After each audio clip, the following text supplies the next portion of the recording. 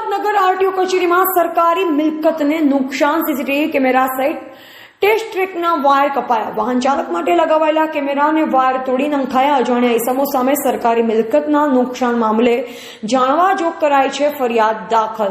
Himmatnagar RTO કચેરી ખાતે રોજના હજારો અરજદારો ખાય છે ધર્મના ધક્કા। છેલ્લા 2 દિવસથી ટેસ્ટ ટ્રેક બંધ।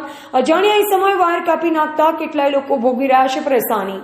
ત્યારે આરટીઓ કચેરીમાં લગાવેલ સીસીટીવી કેમેરા શોભાના ગાંઠિયા સમાન।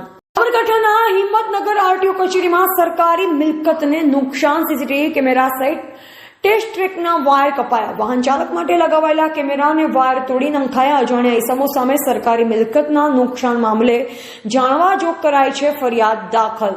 હિંમતનગર આરટીઓ કચેરી ખાતે રોજના હજારો અરજદારો ખાય છે ધર્મના ધક્કા। છેલ્લા 2 દિવસથી ટેસ્ટ ટ્રેક બંધ। અજાણ્યા ઇસમોએ વાયર કાપી નાખતા કેટલાય લોકો ભોગવી રહ્યા છે પરેશાની। ત્યારે આરટીઓ કચેરીમાં લગાવેલ સીસીટીવી કેમેરા શોભાના ગાંઠિયા સમાન। અહેવાલ રાજકમલસિંહ પરમાર, ભારતની અસ્મિતા, સાબરકાંઠા। કોટરાથી આવ્યો છું, ધનસુરા તાલુકો। ટેસ્ટ માટે આવેલો હતો। ઓયા ગાડી વાયરોને કાપેલો છે। અત્યારે મારો ટેસ્ટ ચાલવા આવ્યો હતો એના માટે। કેટલું દૂર થાય તમારે અહીંથી 60 કિલોમીટર। તો અત્યારે શું અપેક્ષા છે તમારી વાયર કાપનારામાં? અત્યારે એમને વાયર કપાવવાનું પકડવા પોલીસ જાણ કરીને પકડવાની જાણ કરે।